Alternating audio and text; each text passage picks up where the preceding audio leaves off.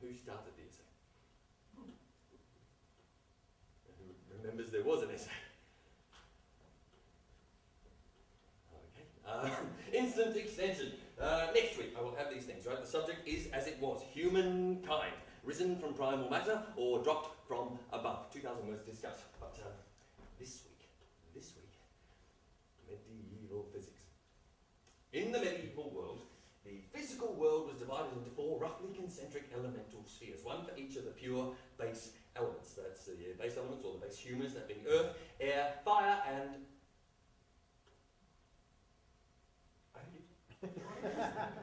water. Happy elephant step. Earth, air, fire, and water, right? Now, every pure element exists within its elemental sphere. Just earth is in the earth sphere, water in the water, air in the air, fire in fire. All beings, such as ourselves, rocks, fish, trees, whatever, are made up of a combination of these base elements. And depending on the proportions of those base elements, depends on where you exist, or where you should naturally exist within the scheme of things.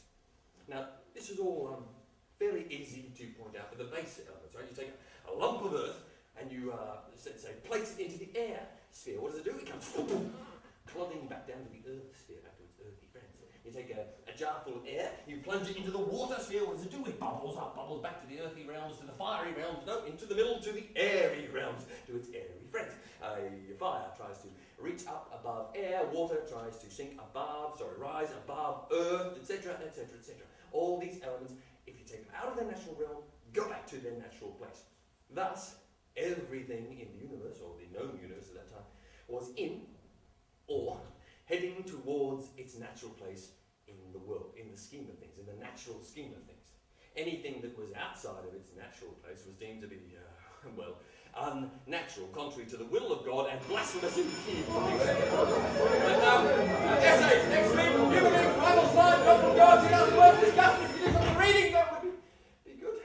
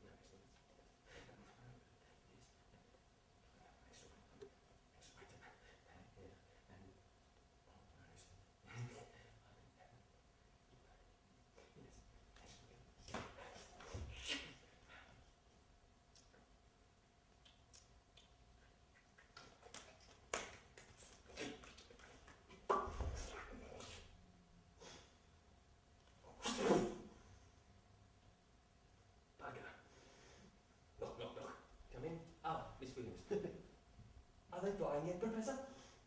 Are they flying, Miss Williams? No, they're not actually flying as such, but they are falling with some potential. However, I have a few ideas, Miss Williams. I think I know what we need to do. We need to increase the angle on that dihedral, and I think perhaps we need to increase the range of the middle of the chord section of the wing there, give it a little extra relevant lift, and take a bit of the drag coefficient off. Then I think we need to shift the forward nose weight forward. Undercarriage needs to retract so we get less of that drag element happening there. There's that wing flapping, winching system thing I was talking about with the power source, and the wing warping thing, Bobby, and of course there's the upholstery question that I need to get. That's a lot of ideas, Professor, and a very small piece of paper. Well, yes, yes, I suppose it is, but this is not a piece of paper, Miss Williams. This is a repository. This is a repository of thought. These slashes of ink and sweat are not mere markings, nor are they just words or images or stuff. They are the glorious symbology of a multitude of possibilities. They are 100,000 beginnings to 1,000,000 ends. They're all the things that we might do, all the things that we could do. I can just imagine it, Miss Williams, if one of these thoughts could lift itself up off this page and drag us with it into the sky. these pages could flap their wings, flap their wings and carry us away. Yes, if they could carry us away, if they could just carry us away, carry us away, carried away, carried away, carried away. So was there actually anything you came about, Miss Williams? Yes. No. Yes. The Dean, Professor. The Dean would like to see you as soon as possible. The Dean. Did he look happy? Don't answer that. Thank you.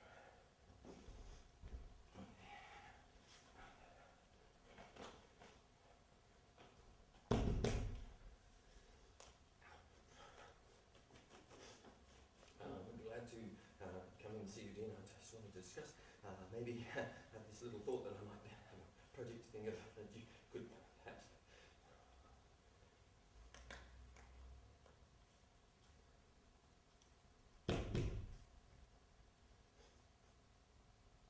Morning, Dean. I just wanted to wave you past this project I heard of.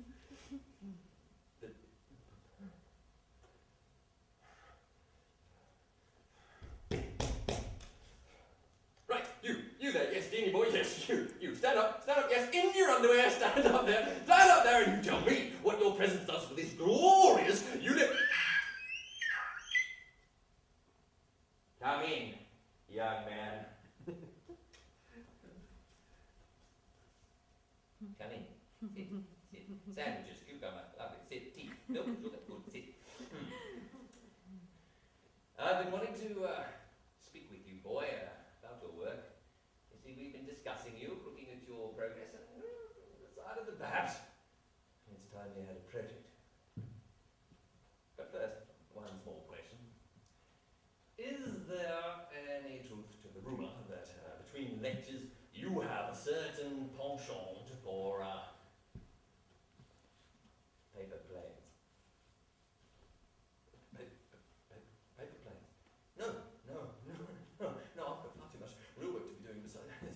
Very well, the university, the teaching, the preparation line, it's all that waste of paper. I mean, it's not as if it would actually cut into the work. It's like the teapot and the sandwiches and paper planes. I mean, we spend it.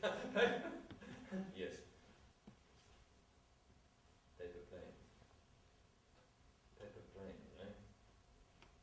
Excellent, boy! Excellent, that's just what I wanted to hear from you. You see, yes, we have a project, and we have just the project for you, boy. Tell me, how would you like to fly? Well, let me explain, lad. The Americans have announced a competition. Ugly, vulgar word. And typical of their vulgar, ugly approach to learning, but nonetheless they have announced it. And this competition is to create the first heavier-than-air flying craft capable of carrying a man off the planet and returning him to the planet in more than one functioning piece. Now, not only have they announced this vulgar, ugly competition, but they have also announced a substantially insulting cash prize. Now, it is not that we at the university pay any heed to the competitive need, the cash nature of this competition, nor the insulting waving of some 100,000 American dollars in front of our face, but we do not believe the Americans should be allowed an empty polo pitch upon which to place their puck between the goalposts of posterity, and thus we aim to beat them to the crunch, lad. And you are the man, boy. You are the chap, old son, old lad, old mate, old mate, old mine, old son. You are the boy for us. What do you say? Would you like to fly? Yes, good. Excellent, lad. That's what I wanted to hear. Have your papyral aerial navigation experiments shown any progress as yet? I'm sorry, what? Your the paper planes, boy, do they show potential? Potential? Yes, lots of potential. Excellent, boy. Well then, go now. To work, put that tea down. You'll have a wonderful time. Do we need some results? Yes, we need some results. Let's say, runs on the board in, what, say, a week. Burn not the candle from both ends, lad. Attack it from the middle as well. Go now, lad. You carry the glorious reputation of this fabulous university upon your shoulders. Don't you drop it.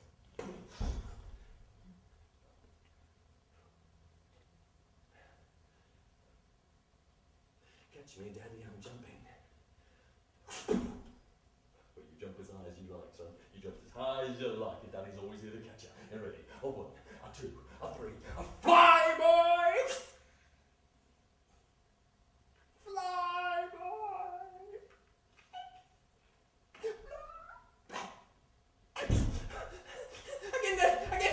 Again!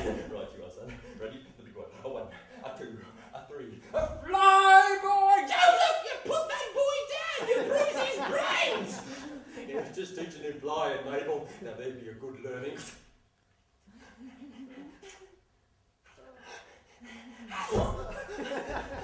Again! Right, you are, son. You were born to fly, mate. You ready? A one, a two, a three, and you fly! But Dad, fly! Dad, fly! I don't know how, Dad! Well, that's not a problem. That's what the play's all about. Now get on with it. Miss Williams! Yes, Professor? Miss Williams. The Dean has granted me a glorious opportunity. The Dean has offered me an amazing chance. A project, Miss Williams, a project! Yes, Professor, yes! Miss Williams, the Dean has offered me the chance to build the first ever heavier-than-air flying craft! Oh, yes, Professor, yes, Miss Williams! Can you do it, Professor? No, Miss Williams! I have all the thoughts, all the skills, all the ideas, all the dreams, all the tools, but none of them have wings. None of these things will fly. All they do is fall with potential currently. There's something I'm missing. Something small, a little link, something important, but I'm missing it. Oh, God. If my life were an adventure novel, Miss Williams, it would be round about now with a strange and mysterious manuscript with somebody fall into my hands. What's that you're carrying? This? Oh, it's a manuscript of sorts, I guess, Professor. No language I understand, but it's got some drawings in it. I thought you might like to see them. Sort of a wings sketchy things.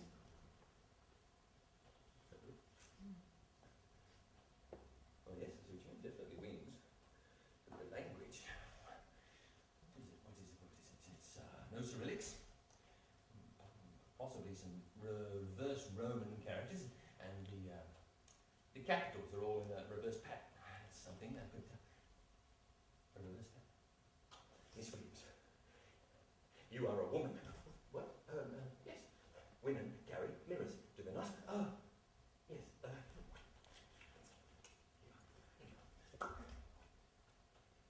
That's it! Look, Miss Williams, look, it's all backwards. It's written in reverse. It's a sort of code. It's a sort of mystery. It's a... What are they hiding? What's the big secret? What language is it? It's not Latin. It's, yes, I'm sure of it. It's an archaic Italian, Miss Williams. Oh, damn, if only we had a dictionary of archaic Italian. Oh, there's one. All right. Let's see now. Il get olobus equidocli.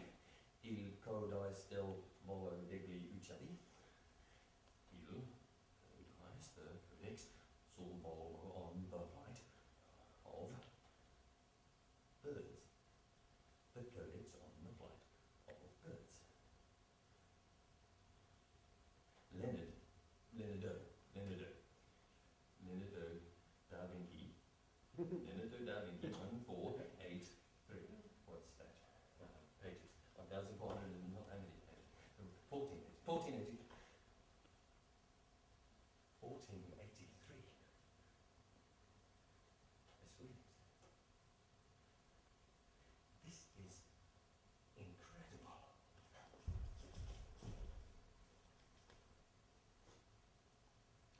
Mother, you always said I'd know when it happened. Mother, you said it would be clear from the start. And Mother, you said that I would recognize the pattern. Well, the thumping, beating, crashing of my heart says, Mother, I found him at last. He's tall, Mum, and he's clever. He's not that much of a dresser, but that just goes to prove he's smart, and he works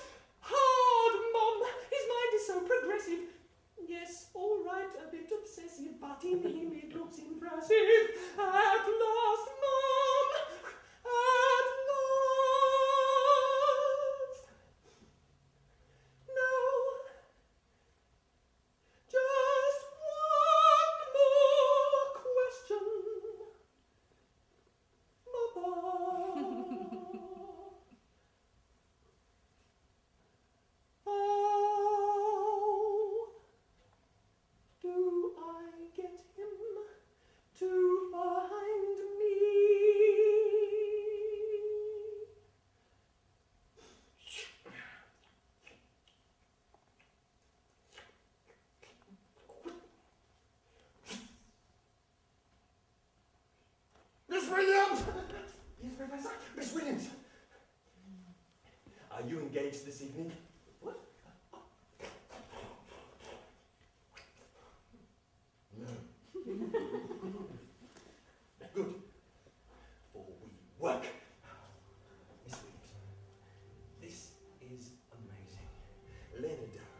Leonardo da Vinci speaks to us across the years with the blueprints of light. These sketches, these thoughts, these are answers to ideas I didn't even know I needed to ask.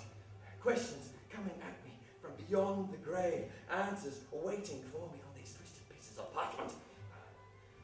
Look at this, these sketches, these wings. Leonardo leads us forward to the edge of this century, to the heretofore known world, and we look out and see that future. I look and I see a huge world, Miss Williams, a huge world made small. A huge world made close, made safe. I see a world with no hunger, for food can drop from the sky. A world with no borders, for who can draw lines in the air. A world with no more ports, for this ocean washes up to every door. I see a world made safe, made friendly, the brotherhood of man uniting in the skies. I see small, gaily coloured craft dancing in the skies amongst the billowing clouds, hide and seek, and from the ground they throw up fireworks in the spirit of celebration amongst the gaily dancing craft, the world celebrating their coming futures. I see all this, and I see it close. The future is calling us this way. It is beckoning us. It is commanding us, and I shall answer its silent call.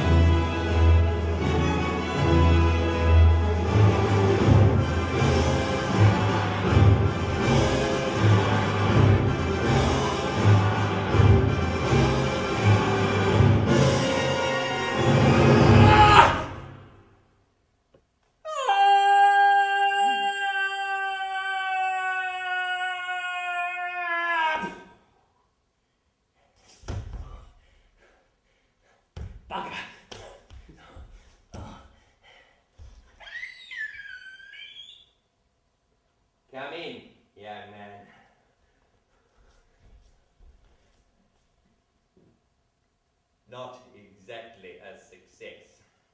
However, not to worry, lad, not to worry. We all get to fail. Once. However, we need results, boy. We need wickets in the bag, runs on the board. Back to the grindstone, boy, leather to the strop. Do not spare the horses, whip them till they bleed. Whack!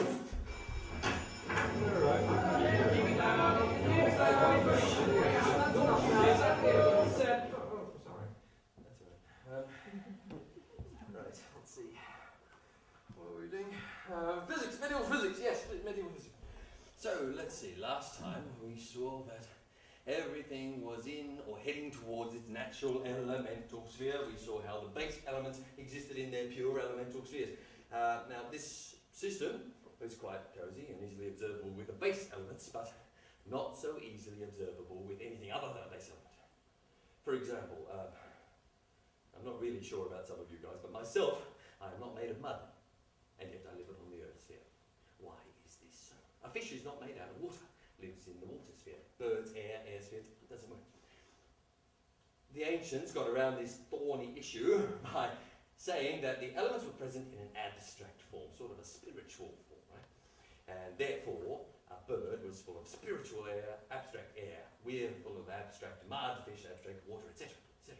Now, that sort of explains it all, and you can define what an element's made of by dint of where it exists. Thus, if something exists on the earth sphere, it's made of earth, primarily. In the air sphere, air, water, etc. Now, that's quite sort of convenient and useful, but there was one question about it that was never really answered to my satisfaction, not mine at least, and that is, let's say you have 10 objects, 10 items, let's say 10 beings. 9 of these beings are perfectly content in their natural sphere, right? Happy there, want to live there forever. One of these objects is not so content. One of these objects feels according to a different sphere.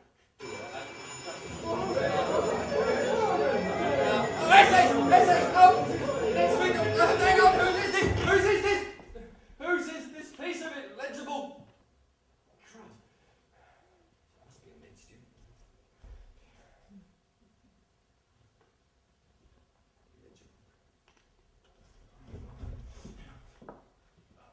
Miss Williams! Yes, Professor!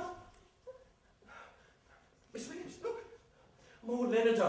Leonardo speaks to us again. I don't know how this came to him, but he speaks to us again. What does he say? What does he say? Human genius, in all its inventions, will never devise an invention more beautiful, more direct, or more simple than nature. For in her inventions, nothing is superfluous and nothing is lacking. So, what? Nature. Inventions, yes, okay, we seek to invent. And nature, nothing is lacking, nothing superfluous. Of course. We need inspiration. We need to observe nature. We seek flight. We must seek the birds. Miss Williams, will you accompany me to the park? Oh, yes, Professor. Good. Come on.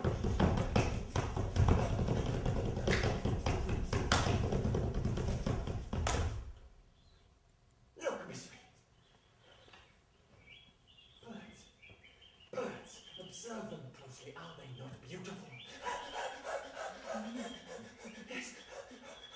That one. Such strength, such beauty, such grace. Ah, is it not splendid? Yes. And listen, Miss Williams. He sings. I wonder what he's singing. I mean, who knows, perhaps the secret is just in the song. If only we could learn his song. If only we could learn his... Now, this isn't part of the play. This is just a little breakout moment where I talk to you. Play's back there, I'm up here. Computers. Some of you, I know a lot about computers. Computers speak very fast, right? Very fast. There's little bits, bytes, kilobytes, megabytes, gigabytes, terabytes, gigabytes, buckabytes, huge amounts of information flooding around the inside of the thing and out the back of the thing to other computers. and over the phone and all sorts of places. Computers speak very fast. Birds also speak very fast. Birds speak 8 times faster than we do. This is true. It's very simple. True fact. For an example of this, if you're walking down the street and you meet a friend, say, and you say, "Hi, how are you?" A bird, in that length of time, they said, "Hey, you! Haven't seen you in months, how you doing?" I mean, I saw you a couple of weeks ago driving down the street in that yellow Mini you bought your mother. That's such a lemon, that car with the wood panelling on the side. I don't know why you got it. And look, it's got flat tyres. I never even mentioned this. It's got flat tyres. For God's sake, and how is your mother anyway? I mean, after the surgery. I mean, is she, you know, I mean, they get a lot more sick. That's what I'm trying to point out there. The only reason I'm bringing this up is that if you really wanted to know what a bird was saying, all you'd have to do is slow him down 8 times. It's true. I'll show you. Back in play.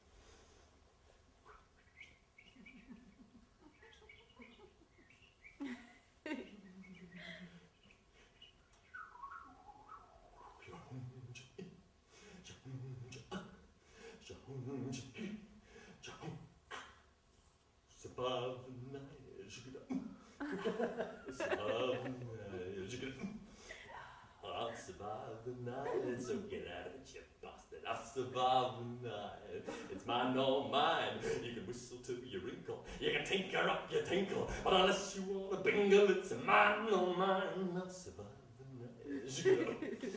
I'll survive the night. I'll survive the night. You may be mean, but I'll be meaner. Meanest pet you ever seen. And I'll take you to the cleaners, so get out of it, yeah. I'll survive the night. Ow, I'll survive the night. I'll survive the night. And while we're talking about it, hey,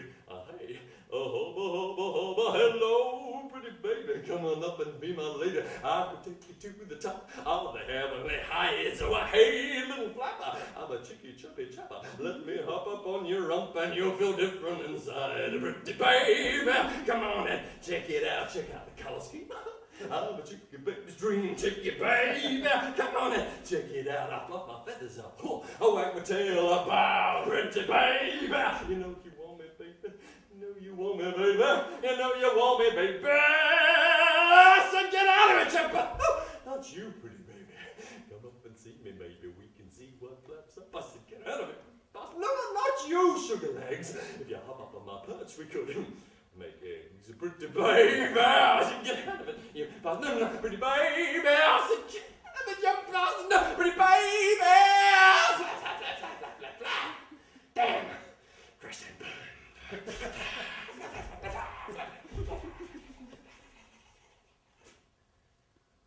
Only we could learn his song. I mean, perhaps the secret is just in the song, eh? Observe him this week. What does he have that we do not have? What does he know that we do not know? He has a tiny brain. His massive instinct. He has no memory to speak of, purely short-term memory, instinctive memory, latent historic memory. He has no basic consciousness, and yet he can fly. What secret does he have? Observe him, Miss Williams. Observe him closely. Observe him.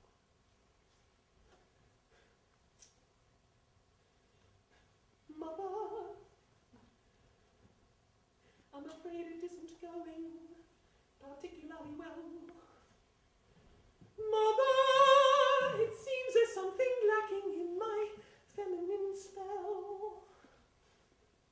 The man who can't see the woods for the trees, can't see the trees for the birds, and can't see me at all. Miss Williams! It's Professor! Miss Williams! Of course. What does he have that we do not have? Do you have any experience with feathers? Of course it didn't fly, Miss Williams. Of course it did not fly. It was never going to fly. A craft of wood and cloth has no latent lifting properties. Wood and cloth are natives of the earth sphere. What we need is something that is a native of the sky, something which belongs in the sky, which has a natural calling to the airy realms. Feathers, Miss Williams. Feathers. Once again, I stand here upon the edge of the world and I look out into the future, and it is a dark night sky. High in that sky, huge craft, each carrying 10, 12 men. They pile across the sky. It's a dark night. The moon is hidden by the skidding clouds. How can they find their way? Why do they not collide? Well, from the ground, they throw up spotlights, huge arcing spotlights, lighting their path across the oceans of the sky. I'm inside one of these craft in a huge silver bubble, and I'm surrounded by buttons and levers. Here's a button, and it says open, and I want to feel open, so I press it, and I feel open, and this lever here, it says release, so I pull it, and I feel release, and oh dear, I think I've dropped something, but that's not a problem. That's not a problem. They are so far down, they are but ants. We surge on across the darkened night skies and the darkened hordes into the darkened futures of man. The future is screaming our names!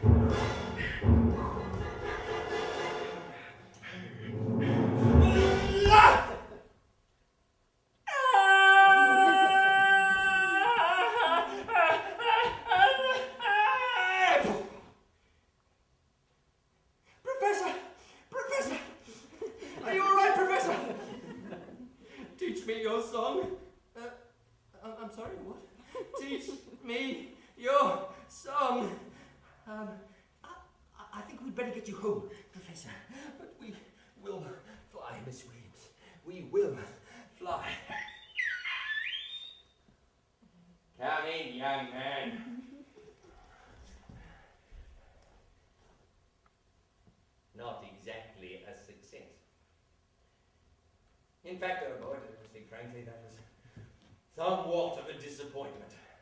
That was a little bit empty-hearted. That was, to put it frankly and somewhat simply, a complete and utter boredom! Chicken feathers! What were you thinking? Are you, or are you not a man of science? Do you wish to bring this glorious university into disrepute? Chicken feathers! Everybody knows chickens can't fly! Miss Williams, this boy is bent. I will see you in the morning, lad. I want results! Well, you heard the man, Professor. We'd best put you to bed. If you just lie down here and, you can go to sleep.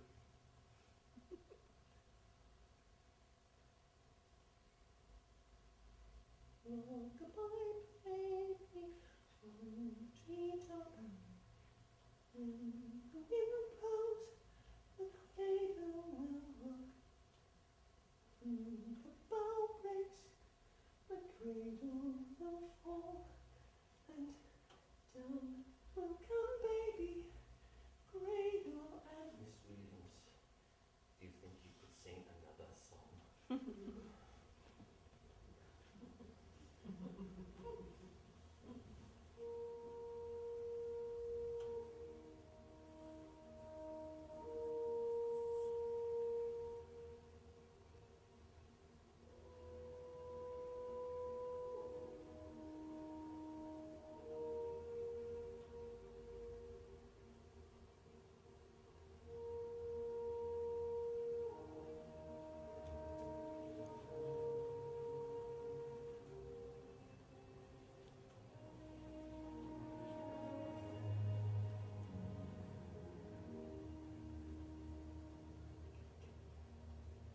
Catch me, Daddy, I'm jumping.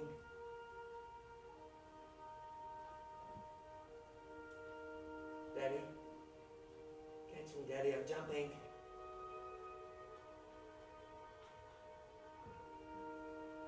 Why can't Daddy catch me?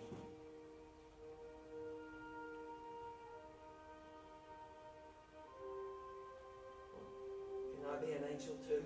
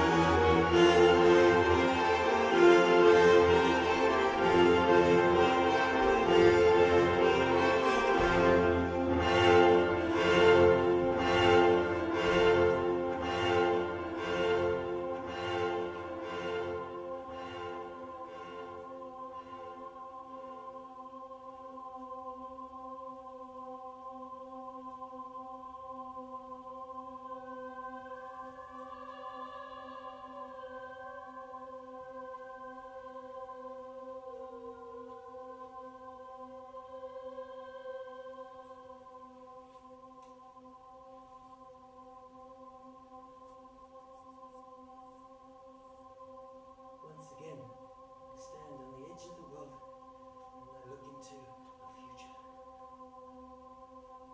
And it is a crystal clear sky, blue. High in the sky, a single silver craft churns its way across the sky. Its wings tear smoke from the air around it as it crosses this page. I'm inside this craft. I am little boy. I'm big boy. I'm tall boy. I have no friends. I have lots of dads. My mum Enola, she's taking me to my birthday with my dad. They must see me. They must hear me. I am tall boy. I have no friends, but it's my birthday. And soon there will be lots of candles.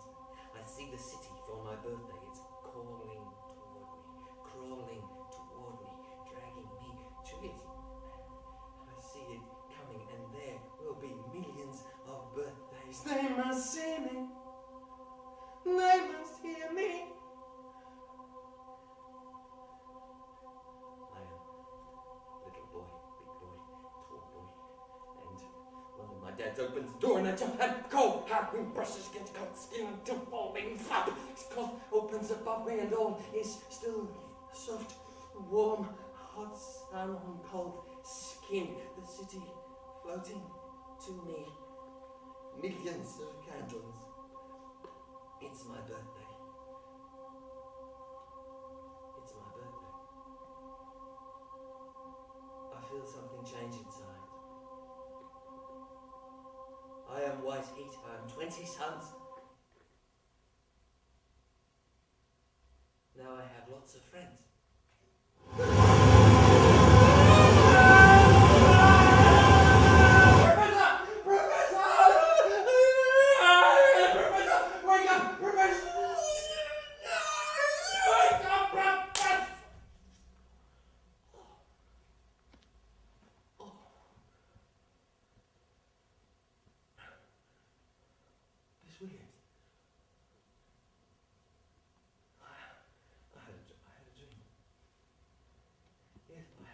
We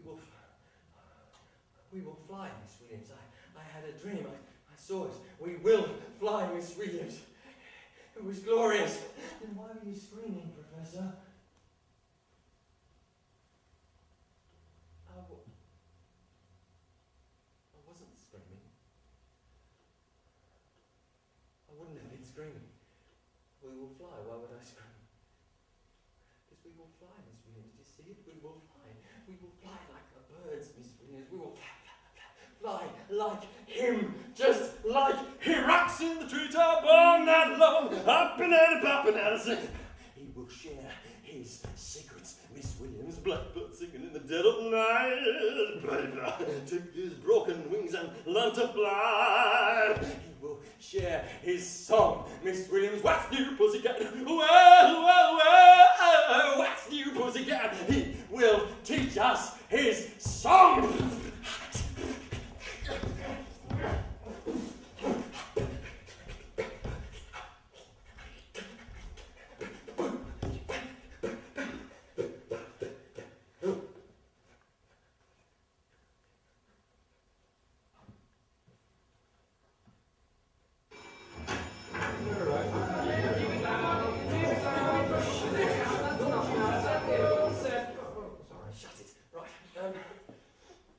Engineering today, engineering. Feathers. These things are miraculous. These are miracles of design. I mean, the bloke who invented these, he knew what he was doing, right? Feathers. Each individual feather is a miracle of complexity and simplicity in one. Each feather has a different task. On the downstroke, they catch the air, pushing. On the upstroke, they allow the air to pass, reducing the drag in the bird's flight. The finger feathers guiding the bird in flight, the secondary feathers thrusting the bird in flight, and the primaries giving the bird lift through the sky. Now, we can take these feathers and we can dissect them, trisect them, bisect them, examine them microscopically and tear from them their secrets. However, we will never ever be able to recreate their feathered flight. This is because the bird's wings are powered by enormous breast muscles, which in turn anchor to a huge sternum, breastbone, or would-be wishbone. These muscles are powered by a tiny but powerful heart that beats up to 1,000 times a minute when the bird is in flight. In contrast, ours pathetic, right? We have, let's say, we will never ever achieve bird flight, feathered flight, due to the inadequacy, the pathetic inadequacies of the human heart and the human breast. And never read a word, never sing a song. Get out! Leave now! Because actually, I know what we need. I know what we need. We need power. Yes. If the muscles of the human heart and breast are not up to the task, we need to engage our largest muscle, the brain. We need mind power, man-made power, and we already have it. I am referring, of course, to the man-made powers of steam. One huge steam turbine underneath the furnace. Stoke the inferno. The inferno takes the flame element into the water element, superheating the warm element to the steam, adding its fiery element to the watery element. The steam, superheated out, pushes out against the turbine. The turbine then pumps into the piston shaft, pushing the piston down against its shaft until the end when it explodes out and through the exhaust valve pushes the piston back up. The reverse piston does the opposite. Back, forth into the gearing system, pushing the propeller shaft, the start shaft into the huge propeller. These massive biplane wings into the cockpit of the massive craft. The wind surging past me. I feel the future calling out across the green graveyards of this field. For some reason I'm wearing a silk scarf and funny gold. I can't understand what's pulling me. I'm going now. Into the skies, into the future, into the worlds of flight! Ah!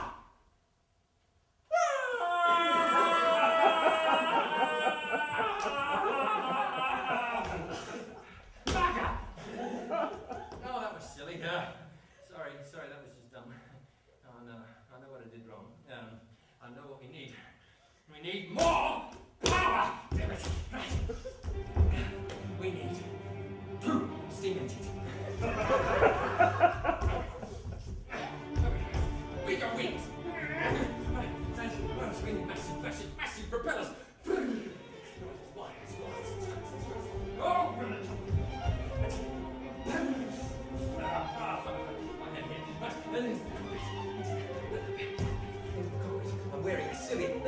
funny glasses. I've got a silk scarf and all there it is. I'm inside the box, there's a thing on the foot. I push the throttle forward and the engines rumble down.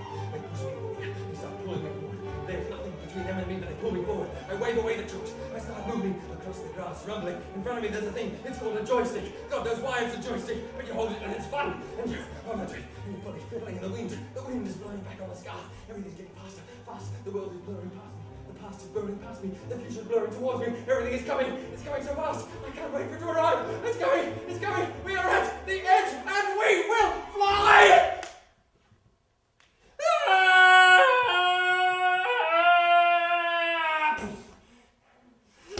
Bugger.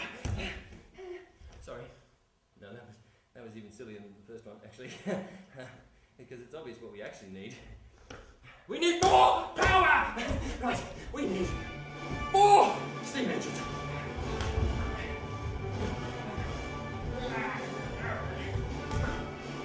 It's like rumbling, massive rumbling. Big wings, big wires, into the bloody cockpit, run forward, into the future. We go! 2, 3, and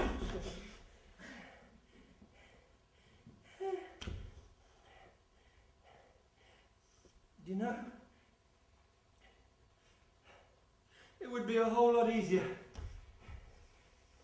if you just told me, if you could just teach me the song. All this talking about it, just teach me the song.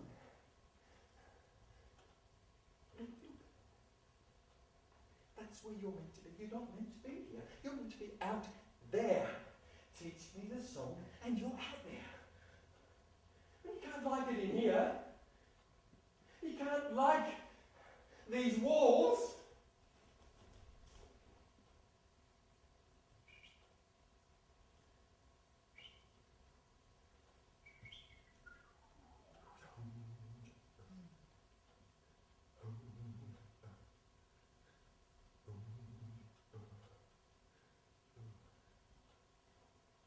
What's a war?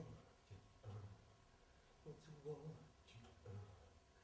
Speaking white, cold, hard, doesn't breathe at all. Where's my blue? Where's my sky? Did I fall to sing me why? Where is my blue? Where's my sky?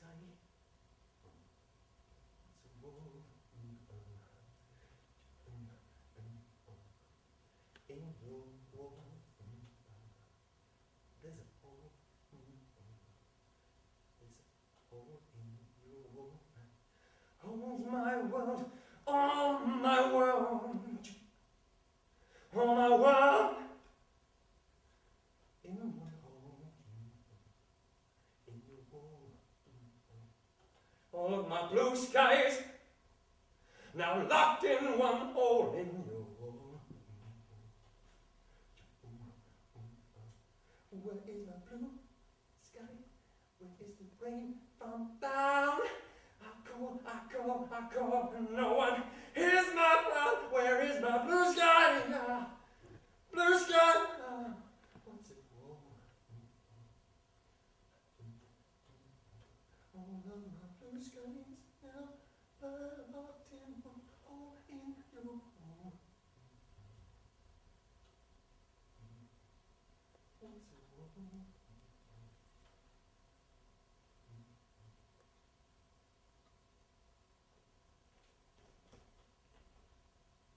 I'm sorry. I didn't quite catch all of that. Could you start again?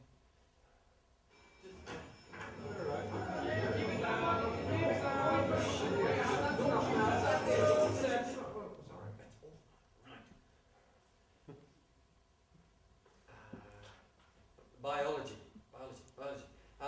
the sex life of plants. That's right, sex life of plants. They do have one, yes. You may be surprised by that. I mean, how do plants have a sex life? They're quite socially challenged, aren't they? They're literally rooted in the soil. How does your dandelion leap across the fence for a quick on with your neighbour's dandelion? It doesn't really happen, does it? I mean, how does do they do it? How do they get over this procreative difficulty? Well, this calls for something in nature which is quite normal, but in humanity could be seen as relatively perverse, and that is the third party. The ménage à trois des fleurs. In nature, this third party is taken on by a small little carrot. You've probably seen him around your gardens. He is the humble bumblebee. You probably know, black, yellow stripes, pathetic little trousery legs and fuzzy wings. Fuzzy, fuzzy, fuzzy. He buzzes around your garden, looking for flowers. Oh, look, there's a flower. Hi, how are you? Bit of pollen there, bit of pollen there. Oh, that's quite nice. Bit of pollen down there. Oh, down there, deep down. Oh, yes, down there. Oh, down there. Oh, there's a bit of pollen there. There's a bit of, I don't think we've met. There's a bit of pollen there. There's a lot. That's it. Oh my. Oh, there's a big bit of pollen there. There's a big bit of pollen. Getting a bit rocky. Oh, look. There's another flower. How are you? There's a bit of pollen. There's another bit of pollen. Oh, you're fast for a little while. There's a bit of pollen. Oh, dear.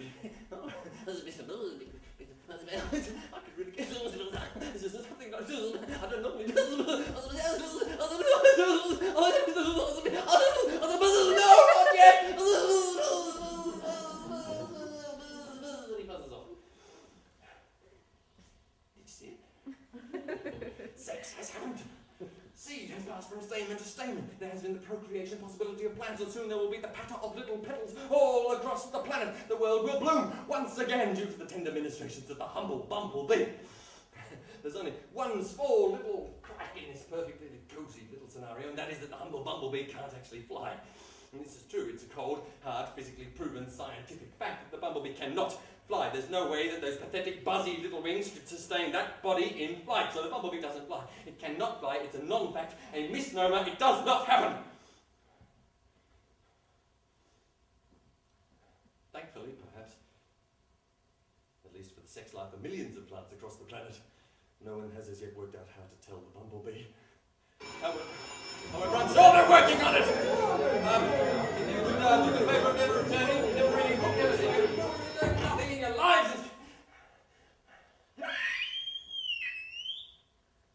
Come in, young man. Come in. Sit. How much tea?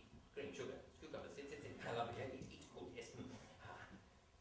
Lovely to see you, boy. I think I may owe you an apology. The other night, I may have appeared to have shouted. I may have appeared to have been, well, of course. No, I wasn't. I don't. But I may have appeared to be, and as such, I apologise to you, and I apologise deeply, because I believe that this university owes you a debt of gratitude. Yes. Allow me to explain. For the past several years, the American government has been somewhat generously funding one Samuel Pierpont Langley to create a flying craft. Yesterday, Samuel Pierpont Langley tested publicly that flying craft. No, sit. At ease, boy. Let me get it straight. Picture, if you will, the New York River, Statue of Liberty, Empire State Building. On the banks of the river, the crowds have come. The world's press have come. The newsreel cameras whir. The flashbulbs pop and the crowd goes, ooh. Out upon the river, a massive pontoon craft with huge iron rails turning, bending, up towards the sky, at the foot of which lies Langley's craft. It is a huge biplanar aircraft with 4 massive combustion engines, 24 massive propellers. Atop that craft, which is somewhat humbly titled the Langley Aerodrome, sits Langley. For no apparent reason. Silly goggles, funny white sky, being American, grinning. The newsreel cameras whir, the flashbulbs pop, and the crowd goes, ooh. Langley calls into life each of his engines one by one, and they roar. They rumble with power. The potency of the craft is potently evident. It is evidently potent. It is there, waiting for the future to come to it, waiting to drag us into this new century. It rumbles against its restraints, and Langley, blithely grinning, waves away the chooks. No one knows why there were chickens there, but nonetheless he waves away the chooks. The craft starts to rumble forward. Wow, down the wires the newsreel camels whir. The flashbulbs pop, and the crowd goes ooh, and the car goes faster and faster down the wires. The engine's pulling it into the sky, pulling it forward down the rails turning upwards. The last yards of iron between it and the future, between it and the open oceans of the sky. The last yards as it turns upwards, leaning back, waiting for its launching point over the edge, into the void before twisting, turning, crashing into the river in a million pieces. Not exactly a success.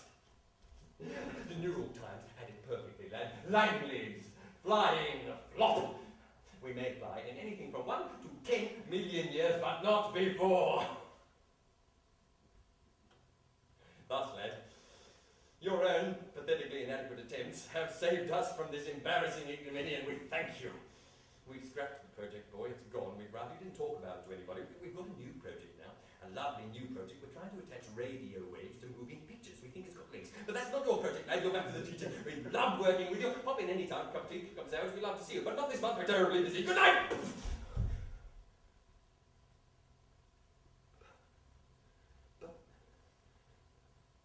But we will fly. I've seen it. We will fly. We were born to fly. We were born to shine like 20 suns. The sun does not shine from the ground up.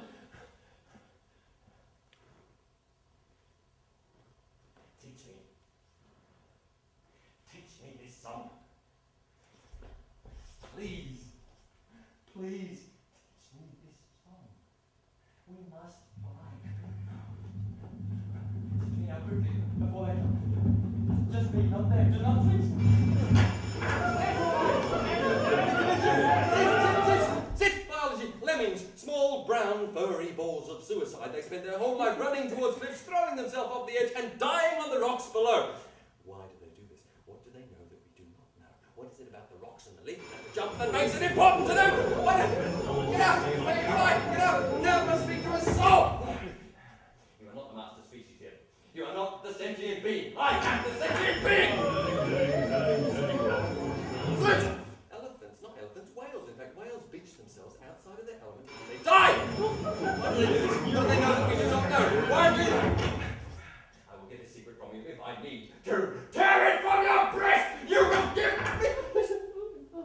Sorry.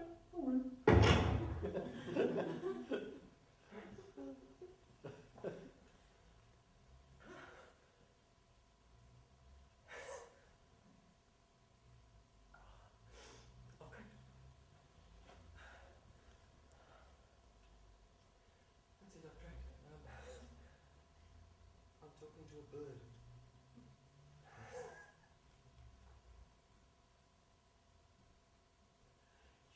Talking to a massive instinct and feathers, asking him to teach me. He can't teach me anything.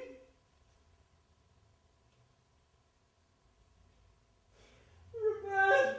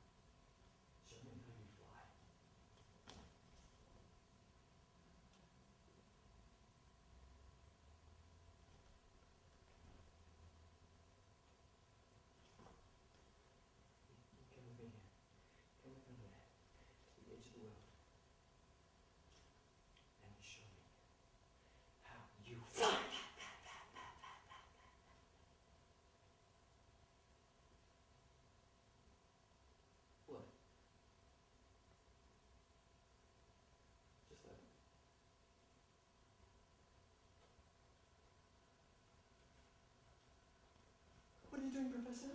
I'm going to fly, Miss Bill. But you have no wings, Professor. You can't fly. I'm going to fly, Miss Williams. But Professor, you have no craft. You cannot fly. I'm going to fly, Miss Williams. But Professor, you can't fly, Professor. You just crash. fly. Professor, why can't you just stay?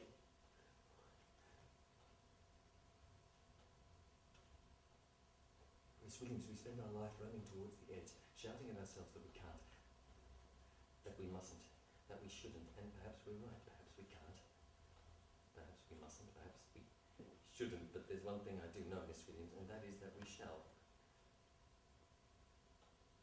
And when we do, we shall do such. Miss Williams, one of these days a lemming will fly. When it does, promise me, don't look up.